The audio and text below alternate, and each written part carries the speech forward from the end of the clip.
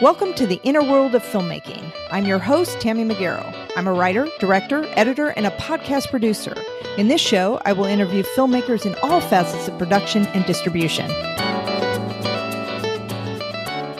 In this episode, we will be talking about casting. We have the multi-talented Victoria Hoffman, who has starred in films like AHS 1984, Bosch, CSI New York, and many more. She is also a teacher, acting coach, director, and is the manager of casting at the AFI Conservatory. Welcome, Victoria. Thanks so much for being on the show. Yay, thanks for having me. So tell us a little about yourself and how you got into acting. Well, I kind of didn't have any choice about it. I'm from the Midwest, from Kansas City, to be specific.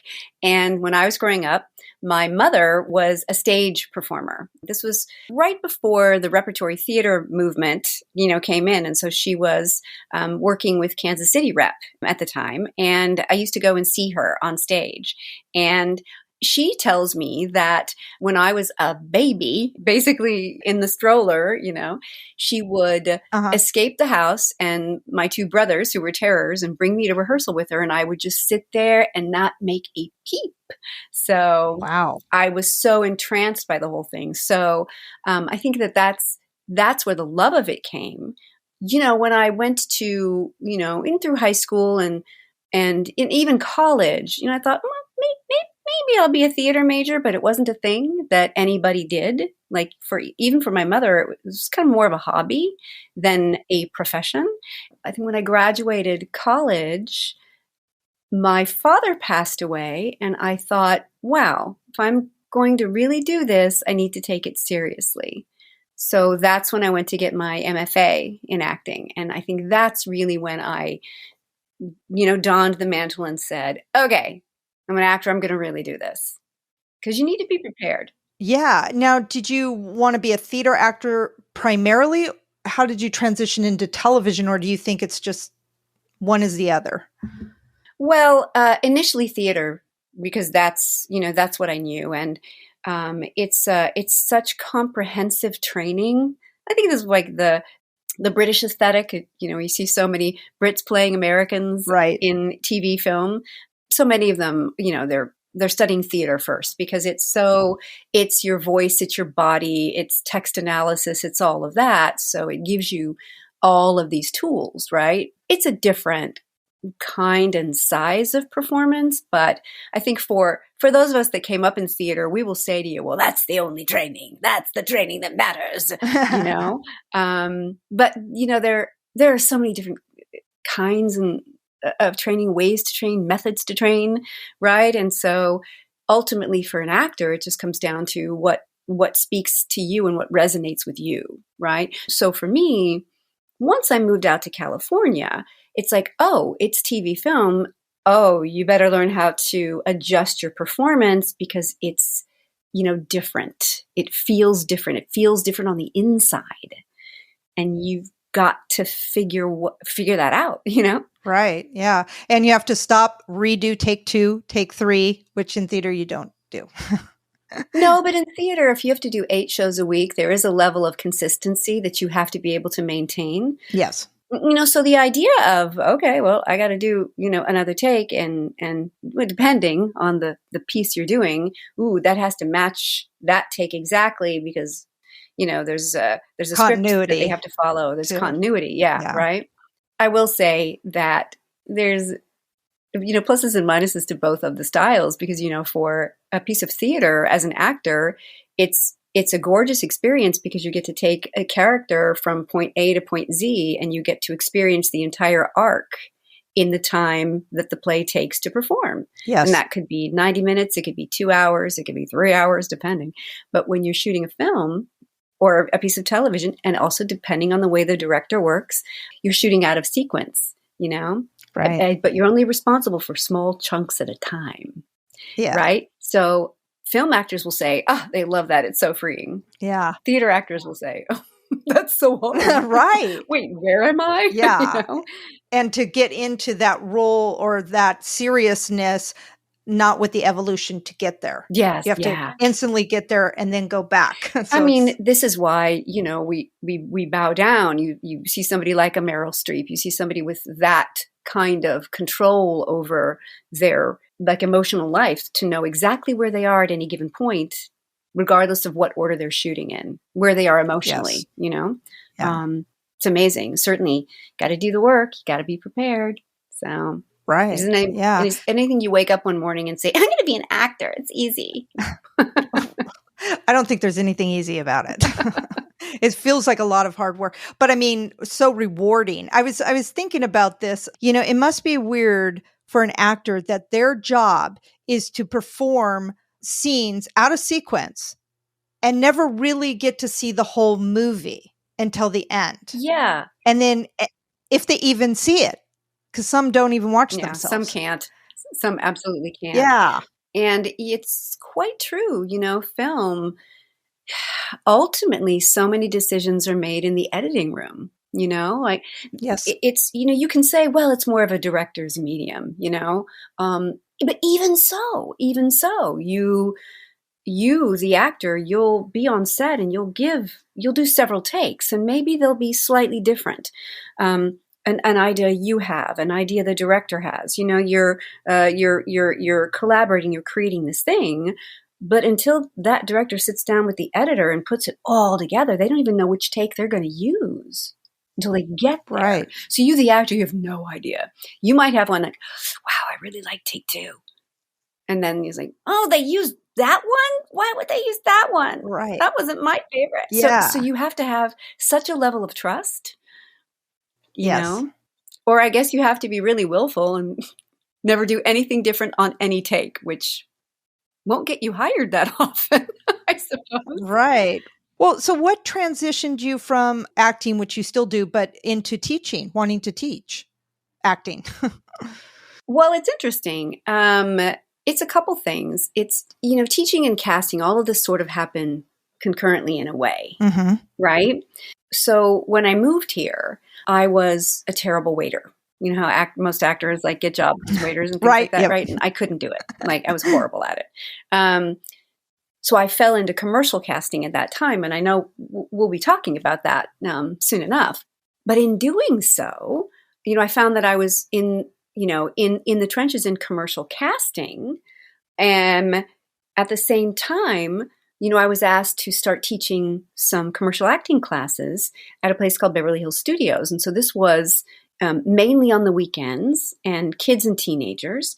And because I worked in commercial casting, it made sense to segue into teaching this, right? And I found that, especially kids and teenagers, because, and you'd have to have a certain energy just to be able to meet them where they live, you know what I mean? And still make it fun, right? Right, And I understood that this was something that I was really good at. And having the MFA in acting and directing, thank you very much, made you qualified to teach all over the place. And so at a certain point, my husband, who was teaching at USC at the time, said, you should really think about teaching on the college level. It's not only is it rewarding, but with everything else that's going on with your schedules, and you're like, okay, bookings are up and down for actors. You want something that that is fun, that is rewarding, but that still like pays your bills, right? And a friend of mine was teaching at Pasadena City College, and she was teaching theater history. And it's hard to get these jobs in the first place, but as fortune would have it, she was going to be directing something at another college, which meant that she couldn't teach her theater history classes. And this all happened rather quickly. And so she was able to say to PCC, I know exactly who can teach this, right? And so I was like, oh my, can I teach theater history? Oh my, how am I going to do that? But I just sort of jumped in and saw the textbook and with my husband's help, because I had to create a slide deck and oh my gosh, I have to teach theater history. But it was an overview. So in that sense, I didn't have to get too detailed, right? Right. And then I found that, wow, wait, people are really, these students at PCC, many of them who hadn't really seen any live theater were being very interested in the history of it. Uh-huh. Because the way that I taught it was then, this is now, because there's always new versions of the classics. That's true. Re-envisioned for a modern age. And so, so I would show them the new versions of things. And then it was like, oh, well, you want to teach an acting class? Yes, I would love to teach an acting class. That's going to be fun. So there was sort of a natural progression of how that happened. Yeah. Yeah, and when opportunity knocks, pretty much say yes. Yeah, and it's that same thing, like, are you prepared? And it's the same time. I could have easily said, but I've never taught it before. How I don't want to feel like an imposter, because listen, imposter syndrome is a thing for everybody in so many industries, right? But particularly when you're teaching, you're thinking like, well, can I really do this if I haven't done it before on this level? But at the same time, I've been doing this, my whole life. So I know a lot. Yeah. Well, that's kind of where I was going with that, is that here you are, you have a degree and been doing this for a long time. It's just figuring out the technicalities of teaching at a college, right? I can't even imagine doing teaching classes, acting classes on Zoom, especially if you have to interact.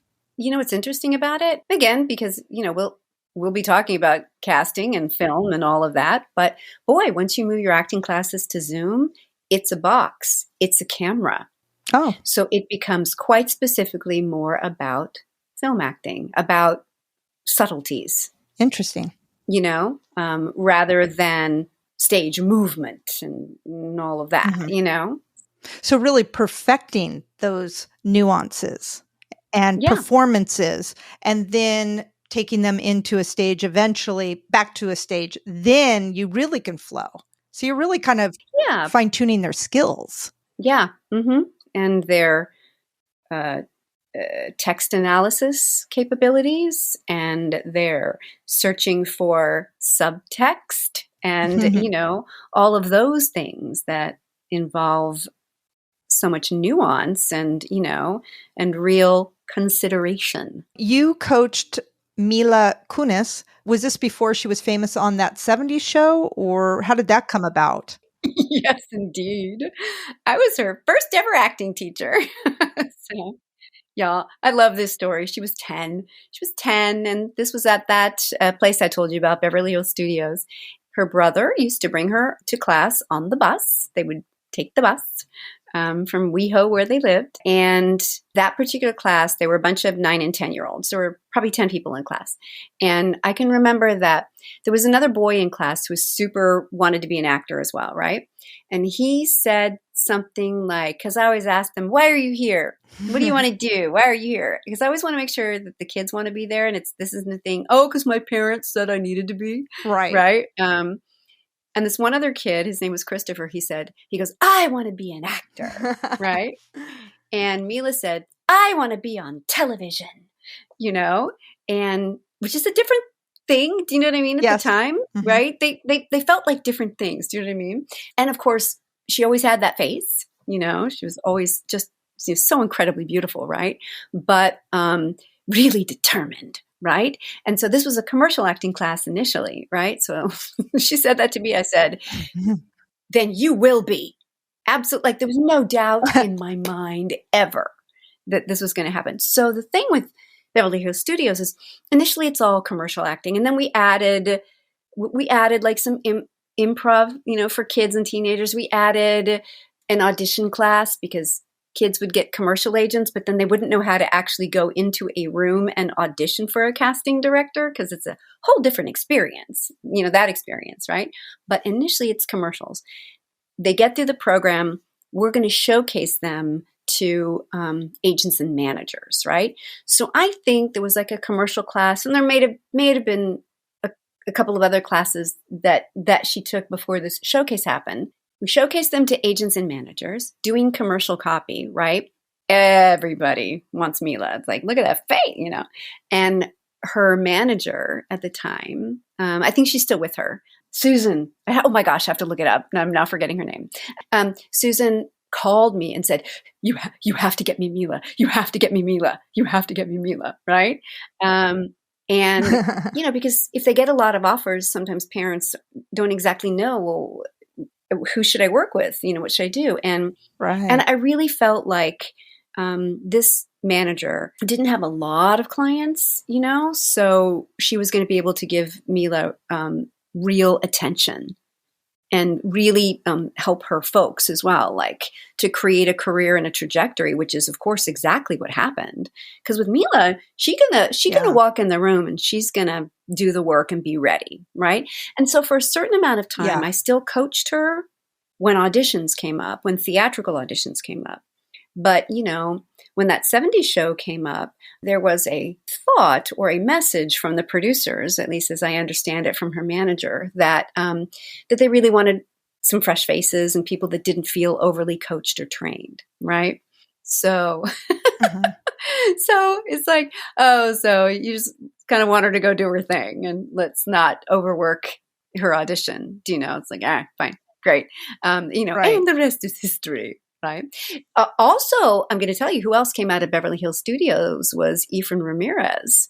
Efren played the character Pedro in Napoleon Dynamite. Right. I loved him. Right. And he's had and continues to have a marvelous career, Yes. So there's a lot of really wonderful people that came out of that program, that we were tangentially responsible for.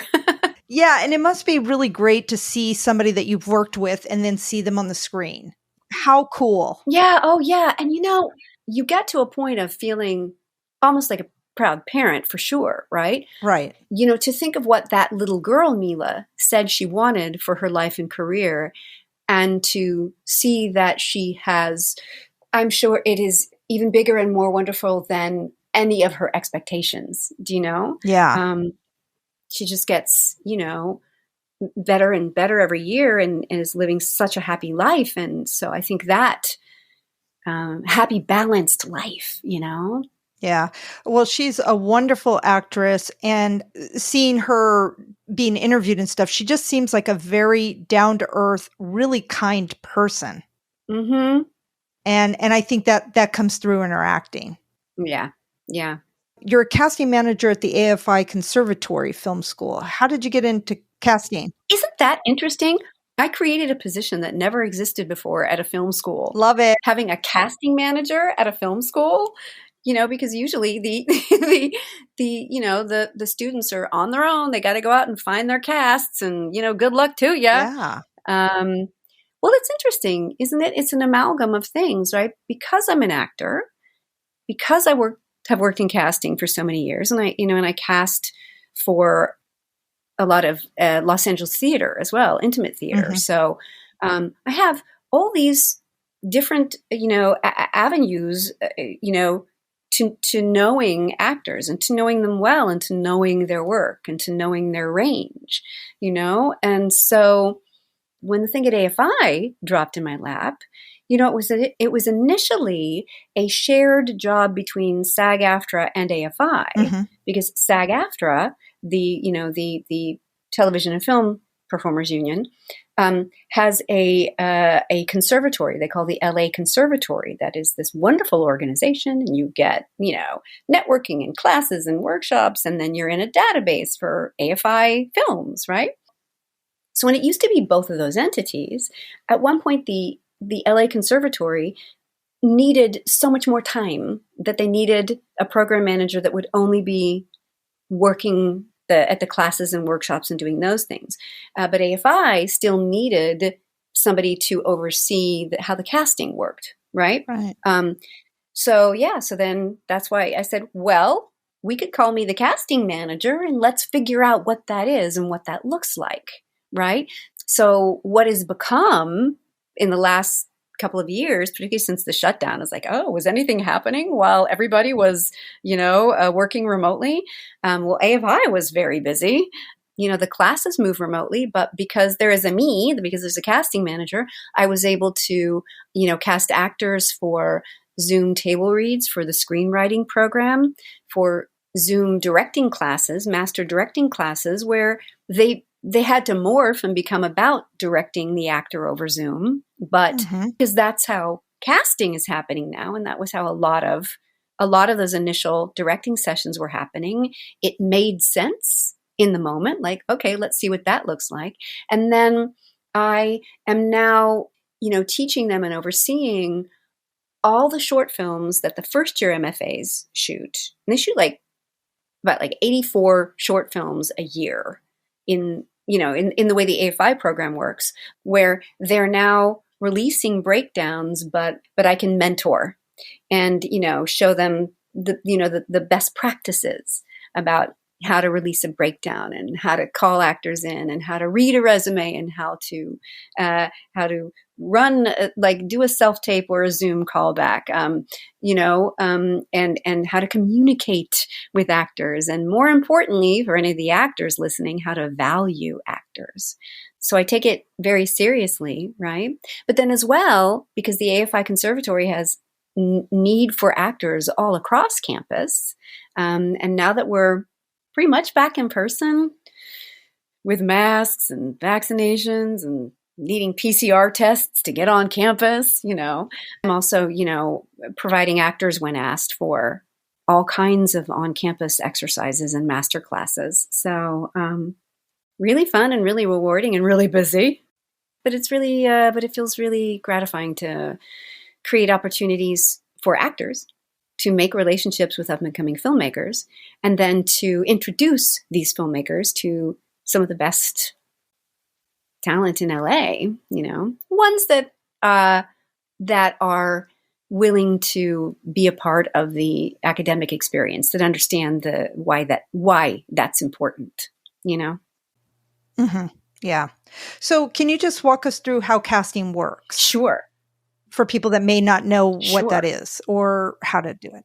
Yeah, because we talk about it all the time, in school, in terms of what is your relationship with your casting director? Okay, director, producer, you're going to go make a thing and you're going to hire a casting director. Well, what does that even mean or look like, right? Yeah, what do they do?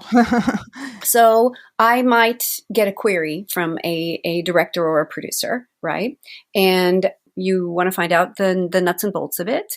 An academic experience, like a student film, is going to be different than a film out in the world that's going to have a certain budget, be working under a certain contract or not. Is it union or non? You're going to ask all the questions from the casting side so that you understand the nature of it. And then you're going to read the project to see if it's even one that you resonate with, because it's hard to cast something that you don't resonate with. Or for me, that I know, oh, that's not my network. I'm not sure I'm the right person for that. I can't speak to other casting directors, because sometimes they might say, they're really good at what they do and they'll find the people, Right.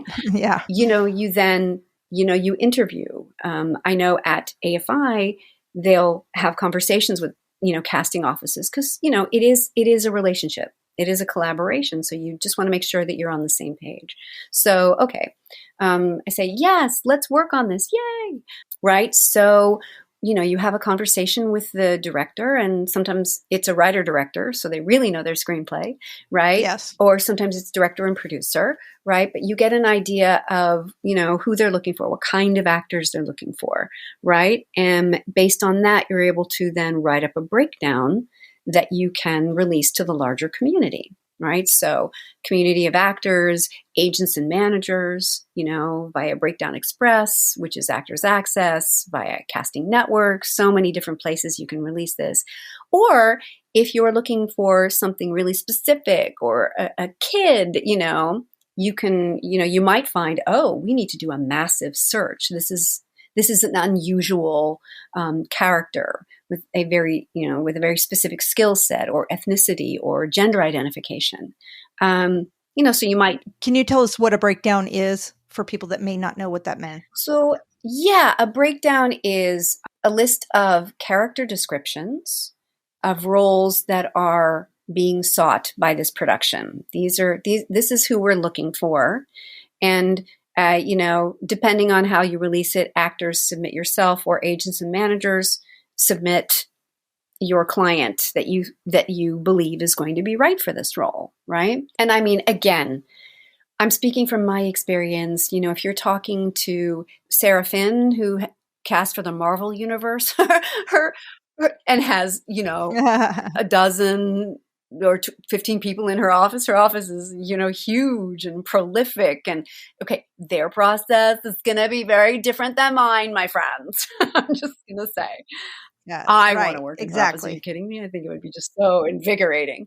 But from my perspective, it's like, okay, so you release this breakdown that has all of the project information, all of the dates, what the contract is, who the characters are, and people submit. My job then is to look through all those submissions and discern who I think, based on what the director has told me, are going to be the right actors for this particular project, but also to filter through and say, ooh, who would be interesting in this? Because sometimes it's different. Sometimes I might say, does that have to be a man? Can that be a woman? Right? Are you open to all ethnicities? Right. Okay, good. Oh, wow. You know what? I know this amazing non-binary actor that could be really interesting in this role, right? Just finding the right actors for the role, right? And now in the before times, you would then schedule those actors for auditions, and they would come into your office and they would read. And if you were smart, you would have your casting assistant there with a camera to record the audition, because you always need to refer back. You have an experience in the room, but you have to have something to refer back to and to send on to your director/director producer if they're not able to be in the room with you. Right now, because of the shutdown, and because most actors know this at this point, everything is being done with self-tapes. So what you're doing is you're sending out a request for people to send you tape, and you're sending them very specific instructions about what you need and where to upload it, and then and by what deadline. And then when they come in, it's like, and now I have to watch them all and send on however many the director has requested. Like, hey, I think these are the ones that you should see. Or if they say, nope, I want to see all of them, great. Then, then we'll send you all of them to watch, right? Well, and unfortunately, you can't give them notes like you would in an audition. This is would true. say, hey, could you do it this way? And now, do you ever go back to them and say, hey, could you try it another way, or not at that point? You can do, like, I know at AFI, sometimes somebody might send a self-tape, and they might send it to me before they send it to, on to the director and producer. And sometimes I will say, you know what, do you have time? Right. Could you just try it one more time, but do this? There are some offices, out in the real, quote unquote, real world that say, if you can, upload your self-tape early, where we watch them as they come in. We want the opportunity to redirect you. Oh, wow. Right? That's great. Many actors will say that it rarely happens, because things are so fast-paced, particularly in television.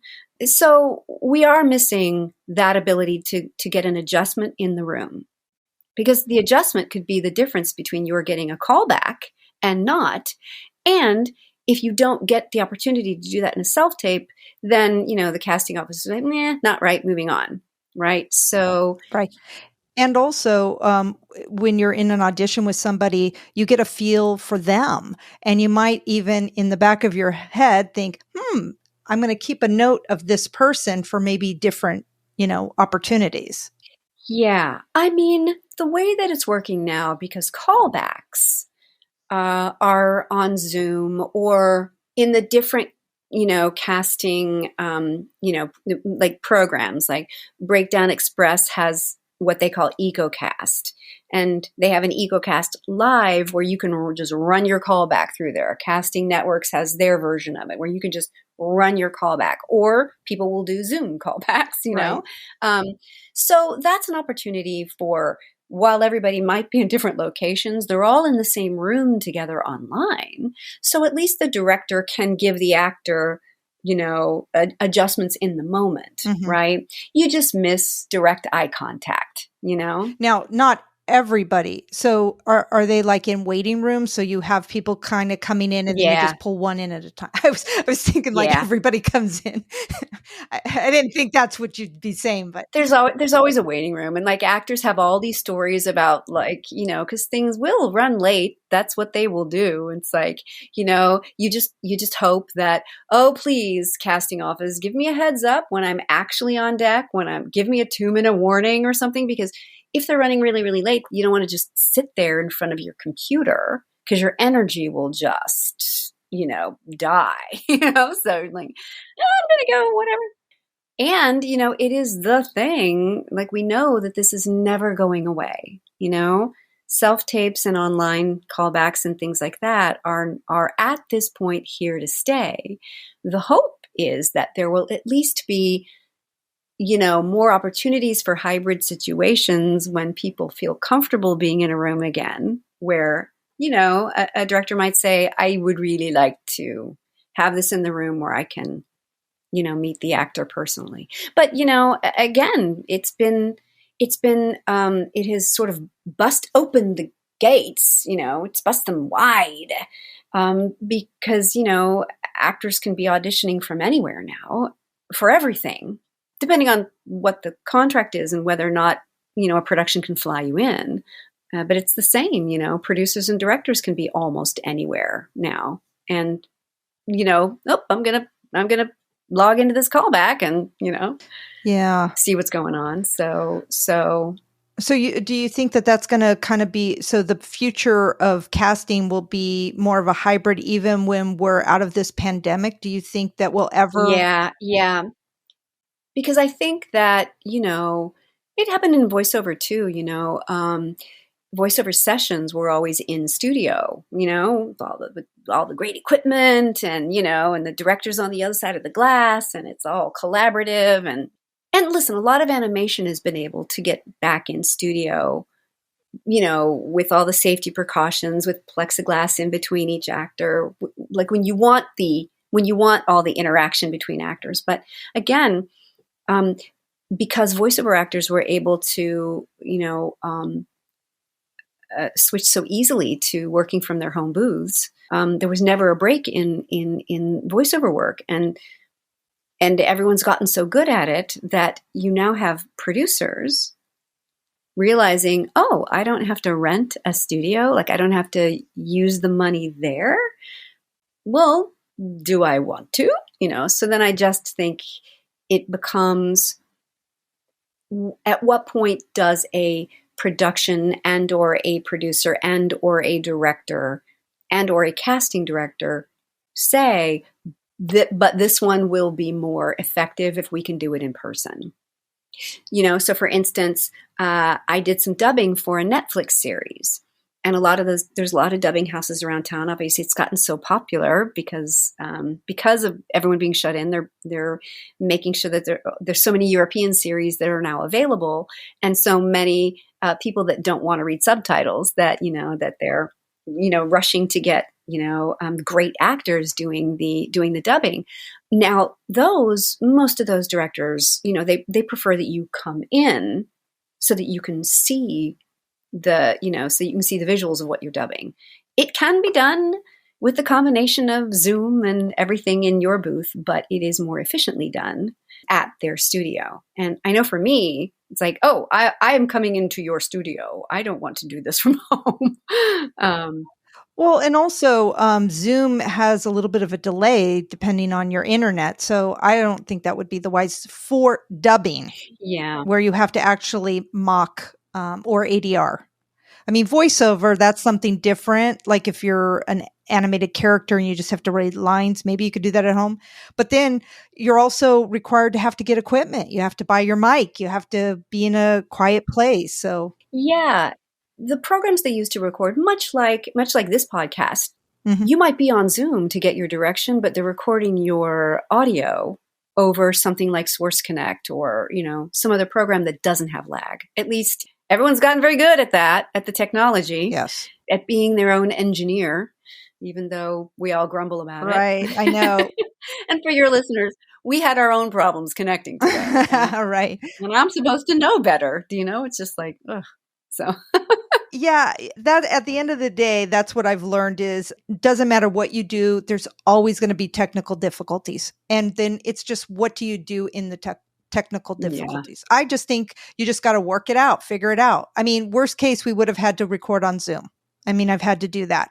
I like Zencaster, so I didn't want to do that, but that would have been my next step. So we would have still gotten this done. yay. So I was wondering, being a casting manager, has that helped you with your own auditions for TV and film? Absolutely. First of all, working in casting all this time, right? As I said, I started working in commercial casting. And by doing that, like, that's the best day job ever, because at the big commercial casting studios, those auditions aren't happening that way right now. But, there's multiple studios. So not only was I around more and people could say, oh my gosh, you're right for this, come and audition for this, but being able to observe so much. You see what works and you see what doesn't. But for me, I have a very healthy attitude and understanding about how the casting process works.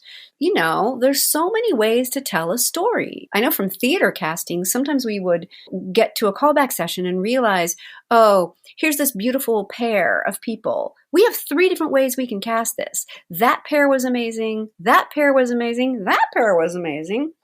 How does the director want to tell the story, right? Right. And so if it doesn't land on me, it has nothing to do with my performance. I don't take it, oh my God, I didn't do it right. Was I bad? No, I just wasn't that director's vision of how to tell the story, right? Right. So I just keep doing my work. What I can control is my choices, what I do in the room or what I do on the self-tape. What are the things I can control, right? So I think it does help. And I also, for me, I can just laugh sometimes because I can tell also when I was like, wow, am I really going to send that? I didn't put enough work on that. Right. Like I will admit this to your listeners. Sometimes I get in a hurry too. And it's like, man, yeah, I really shouldn't send that. I needed more time for that one. Right. I'm not auditioning as much as so many of my friends who are doing it full time, because I am, when you're doing sort of the multi-hyphenate kind of thing, it can splinter your focus. And I will admit to you that you need your focus.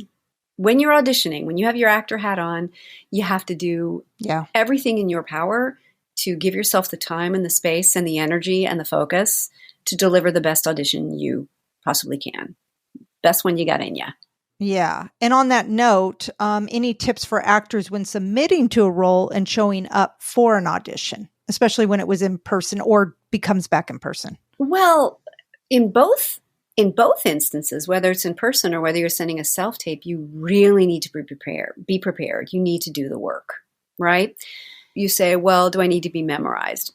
Obviously for self-tapes, it looks better when you're not looking away. But if somebody sends you 12 pages and then they say that they need it by that night or they need it by the next day, if you spend all your time trying to memorize 12 pages, the read itself might not be as rich, So you take your time making your choices, knowing the script very well, but saying, I guess I'm going to have book in hand, or I'm going to find a music stand or a way to post this someplace where I can look at it. Like everyone has whatever their individual cheat might be if they need it. Some people memorize really well. It's about being prepared and doing the work, making choices, knowing what you're auditioning for, knowing the genre, knowing the style, looking up hey, this is a scene with like the lead actor. If you didn't look it up or do your homework and you don't know that, listen, I did that episode of The Shrink Next Door and I got to work with Paul Rudd and it was super exciting. One of the actors that was on set that day that also had a speaking role did not know that this was a podcast, The Shrink Next Door. This was based on a podcast. I said, hey, well, go home and listen to the podcast. Our time frame is episode 3 of the podcast, so you understand the world that you're going to jump into. Because, it was multiple days, so there was time to do that, right? It's like, wow, no, you gotta do your homework. You have to know these things. Yeah. Should you dress the part? in your self-tape? As much as you can. But I mean, it's not that necessary. Oh, I'm playing a doctor, I'm going to wear a lab coat. I mean, I guess you can. But you can also just wear a crisp button-down shirt, and that's all you need. It's because it's not necessarily the external. Okay. Like you still have to get to the heart of the character. Take your time with it. Don't be rushed about it, but also, don't be in your head about it, because, if you're out there and you're saying you're doing 20 takes because you've got the time, but you're making yourself crazy and you can't decide which one to send, like that's going to make you crazy as well. Right. Right. Now, some people, a lot of people are doing their own self-tapes. I mean, get a reader, really go to your network and see who can jump on Zoom with you, and or now that we can be together, if somebody can come over to your house and be your reader.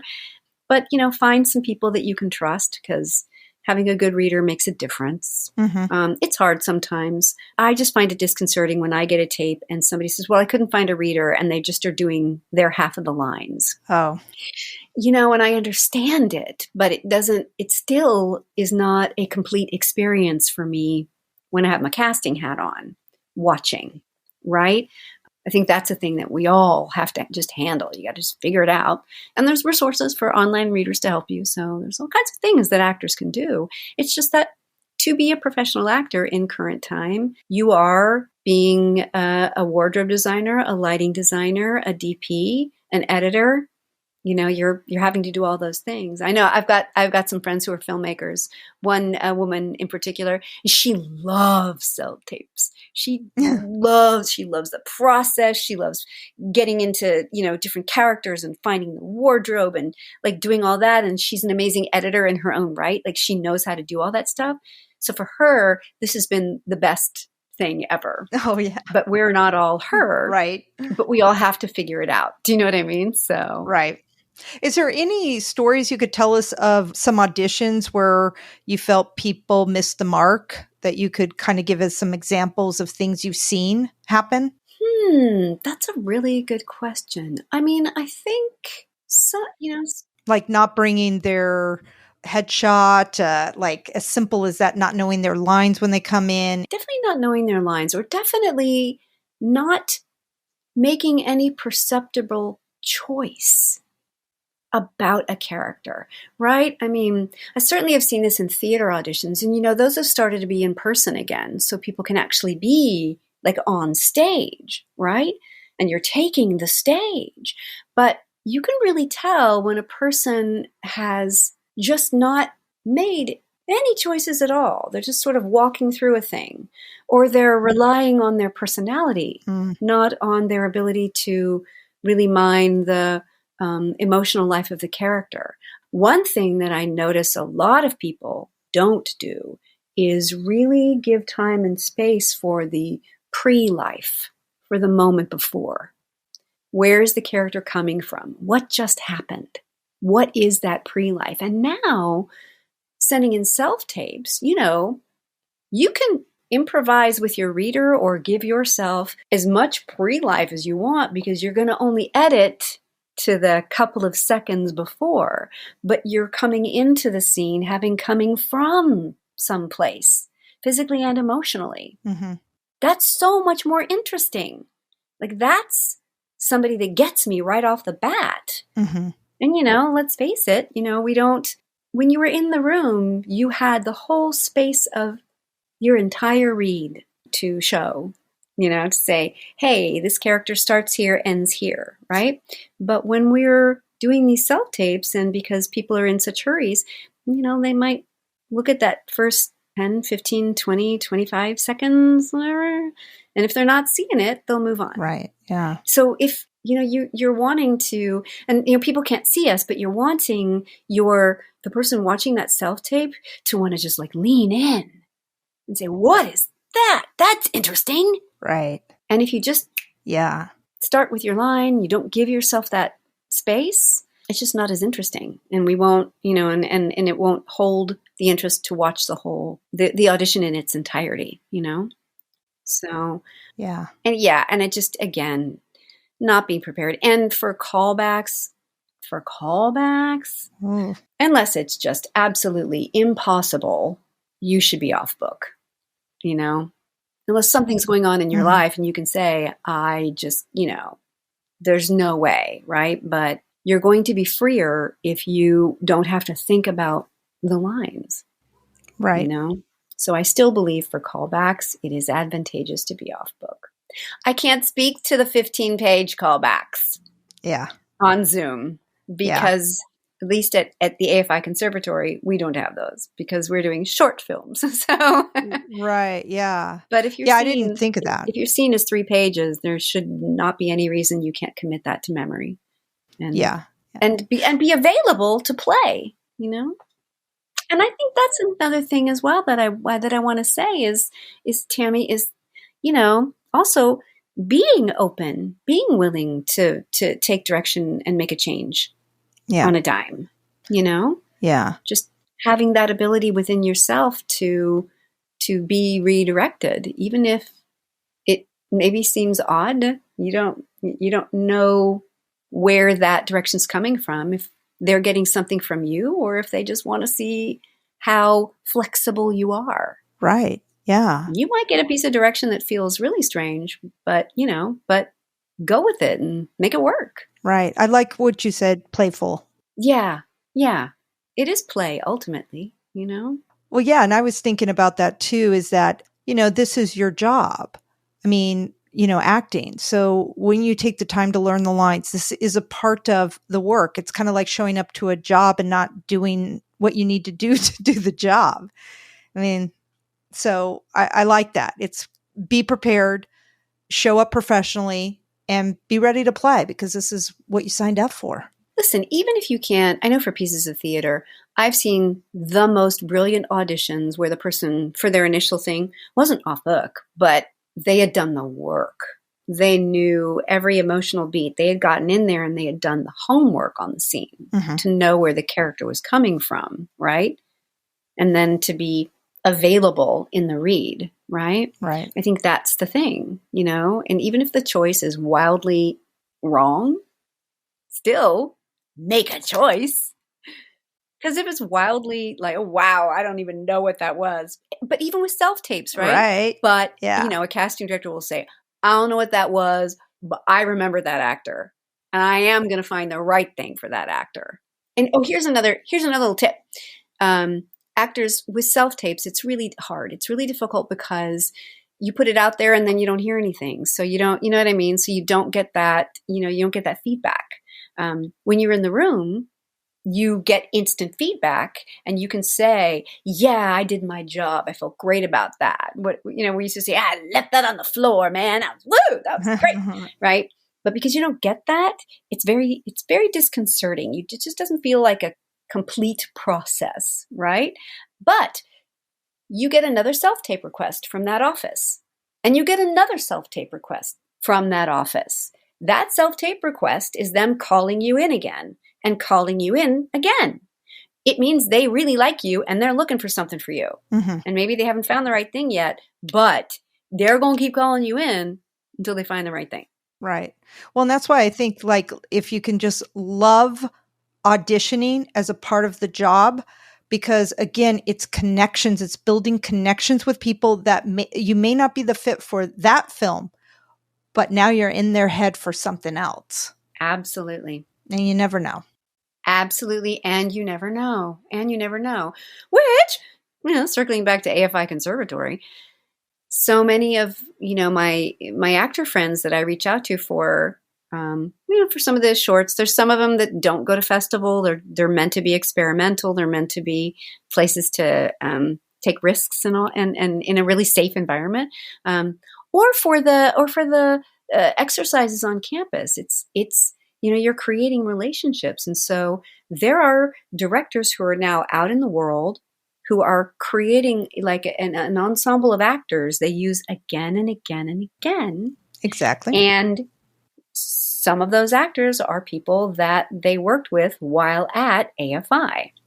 Yeah. Right. So, if I have anything to say about it, I mean, I actually say to these fellows, they call them fellows at AFI, say to these fellows, they're making relationships among themselves in terms of, directors and producers who are going to work together, and editors and DPs, but at the same time, it's like, if you start finding actors that you really work well with, that you jive well with, hang on to them. Well, that's what I do. I mean, I've written a couple of short films and directed them, and I have my eye on some actors that I cast in a couple of them just because I love them and I want to work with them. Yeah. So, and you see that also in films. You see a lot of directors like Quentin Tarantino having the same types of people in his films. A lot of directors will keep the same actors because they know that they can nail the parts. So then they write them for the Think parts. of like Wes Anderson, his universe. Yes, love him. I know, right? And like everybody's always